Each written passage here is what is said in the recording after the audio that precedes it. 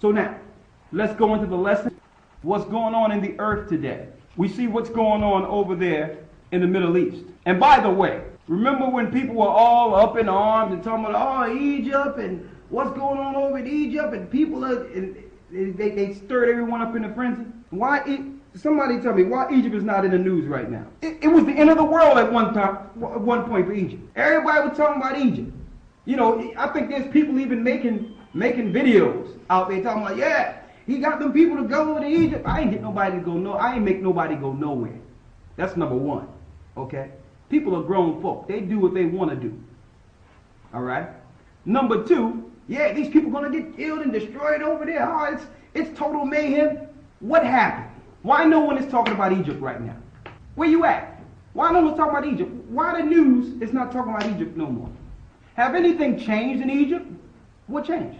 The people are still poor. After the so-called revolution, their stock market almost crashed, and their dollar or their pound is worth less now. A lot of their institutions that used to be able to go to were burned down during that period, so their life is not better. So what changed? You know what changed? What changed was it wasn't about the people from the beginning. What changed is they got Mubarak out. That was the point. Mubarak was their roadblock between war and non-war with Iran. That's it. And the controlling of the Suez Canal. This had nothing to do with revolutions of a people. See, we have to understand what's going on here. The Western world is playing off of the natural attributes of the Arabs. The Lord tell you that Ishmael shall be a wild man. If you ever live around these people and understand these people and walk around them, they are the most over-dramatic people on the earth. And it's natural for them, but you might think that they're about to lose their minds. But they're just, this is their natural attribute. They're just wild. It's nothing to get 10, 15, 20 people and pay them 20 pounds a piece to run down the street and scream out of their minds for nothing. And they'll do it. Okay? It's nothing for these people to come up to you. Now, it's not normal. Somebody coming all up on you, like, hold up, brother, I don't know you. It's nothing for them to come in your space and just be right next to you and be like, hey, what's going on? What's your name? This is how they operate. So the Western world, it looks crazy to us how they stage things. But it's nothing to go into the Middle East and go into Egypt and go to certain parts and see 20, 30 Egyptians just running down the street, just hollering for no reason and screaming, but they're having fun. You'll think it's a riot until you get adjusted to understand, okay, let me tell you, man, it looks like a revolution after they win a soccer game. After they win a football game, it looks like a revolution. So when it was happening, I'm telling people, listen, man, the people are fine. I'm talking to the people in Egypt. They're fine. You know what I mean? You know what I mean? The people saying, listen, I'm not leaving because if I leave, I might not be able to get back into Egypt. I want to put that out there. And then they say, listen, I just want to put this out there because we have some brothers and sisters over there. During the time when all the ruckus, they were putting it out there in the media, and they said, well, listen, America got planes waiting to evacuate Americans. As if Americans were dying. Like people were not dying at all. Military wasn't killing anyone. It was absolutely nothing. Right? But all those that was panicking based on the Western world news was rushing out to get to the airport. And who have cameras waiting at the airport? BBC, yes. The Western News, and then they purposely held up the plane so that the airports can look packed with all these people as if there's some traumatic thing going on, right? And no soon as Mubarak steps down, okay, there's no more media.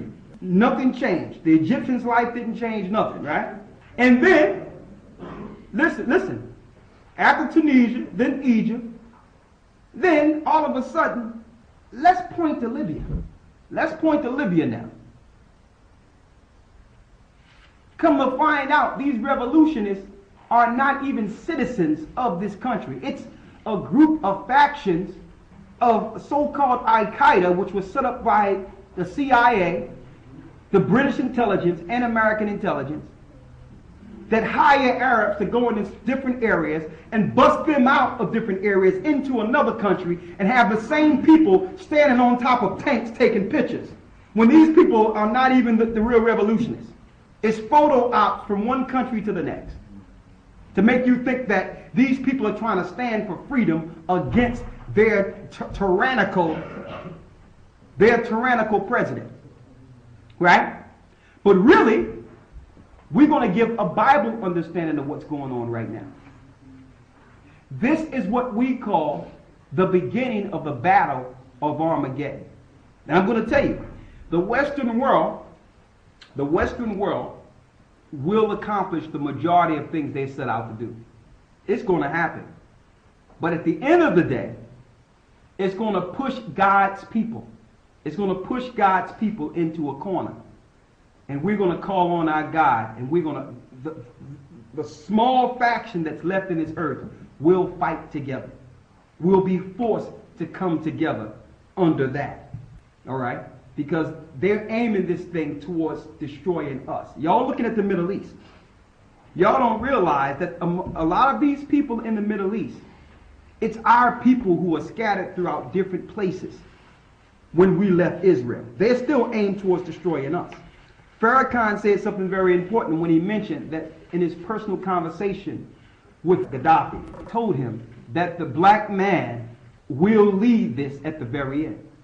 Gaddafi said, and Gaddafi know that, and if you look at Gaddafi, he looked no different than a so-called Puerto Rican. Okay? A lot of our people are scattered throughout the four corners of the earth. Another thing he brought up that I wanted to relate to y'all, that was quite interesting, is that Mubarak was looking to use the oil to benefit Africa and his people, and started an African alliance against the New World. Yeah. He was looking to nationalize the oil so the oil can benefit his people. So that would take away from the European oil that's coming over here to Europe. That's why France wanted to attack them, and NATO got together to attack them, because he was trying to empower the African countries.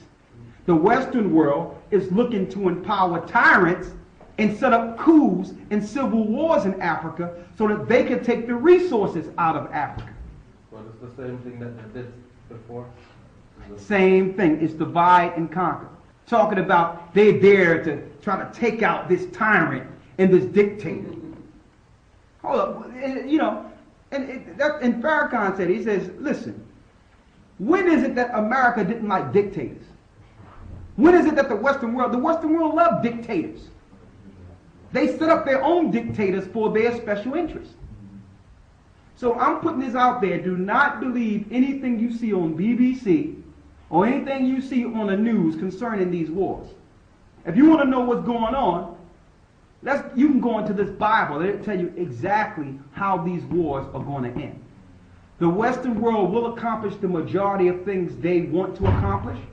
But at the end of the day, when they finally pull Iran into this war, because I'm telling you now, I've been saying this for about 7 years on end. Listen, all these little things, don't even worry about that. Life will be normal up until they deal with Iran. A lot of things is going to happen. But keep your eye on, let me tell you, a lot of you don't understand, and I said it before, how deep and how powerful Iran is on this earth. I'm telling you. And Iran do not have an army spread throughout the four corners of the earth. Okay? All over the place, fragmented and separated. Iran's military is easily 5 million strong, waiting. 5 million strong in total defense of their country. And that's not even counting the outside powers and connections they have throughout the earth. So I'm going to show you, according to the Bible, what's going to happen. These little revolutions they are setting up, this is nothing. This is just about control of petrol, control of oil. This is what this is. All right?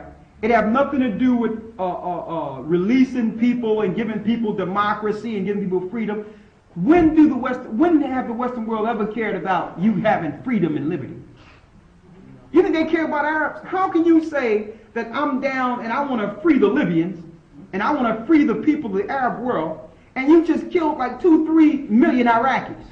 Okay, so you're not for Arabs, okay? And you continue to kill people in Afghanistan, but you want to liberate the people in Libya. And then you have Israel, who's just slaughtering and killing all these Arabs in Gaza, but no one is trying to take them out of position to do what they're doing in Gaza. It's about the oil, man. Libya have the finest and the most oil on the African continent. The petrol, that's what it's about, the oil. And in Iraq, it's all American contractors that do the oil, no Halliburton. Absolutely, that's what it is. So it has nothing to do with it, but it's going to turn on their head. Why?